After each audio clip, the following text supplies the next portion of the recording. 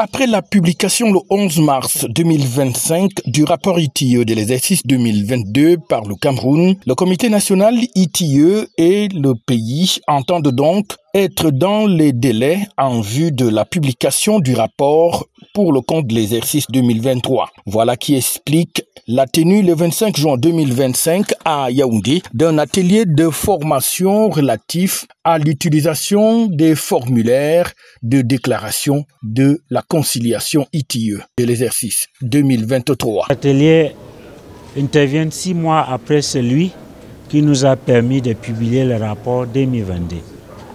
L'atelier en cours va nous permettre de publier le rapport 2023 dans les délais prévus. Nous avons fait beaucoup d'avancées, beaucoup d'innovations, beaucoup de paramètres ont été définis avec la mise en place et l'application des codes miniers 2023 et les textes d'application.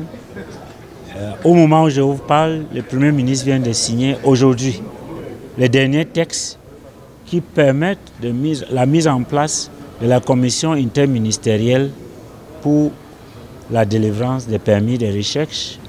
Et ceci va nous faciliter de procéder avec cette activité qui était en arrêt parce que cette commission était nécessaire pour appliquer la nouvelle loi. Il est donc question pour le Cameroun de remédier aux manquements relevés dans la conciliation 2022 pour être dans les délais 2 mois avant pour l'exercice 2023 en ce qui concerne la publication du rapport. En présidant les travaux au Montfébé Hôtel de Yaoundé, le ministre des Mines et vice-président du comité national ITIE a donc exhorté les membres et la société civile, sans oublier les partenaires, à œuvrer tous ensemble en vue de permettre la mise en œuvre effective des manquements qui ont conduit à la suspension du pays.